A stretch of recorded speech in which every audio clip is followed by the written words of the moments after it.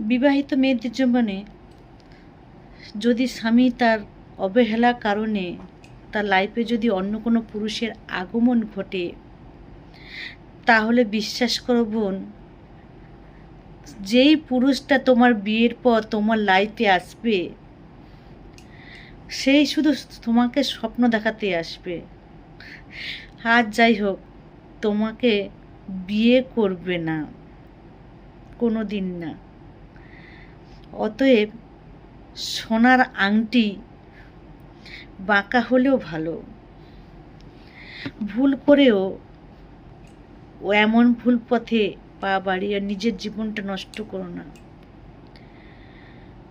এমন অনেক বোন আছে বা অনেক মেয়ে আছে যারা স্বামীর কাছে অবহেলিত,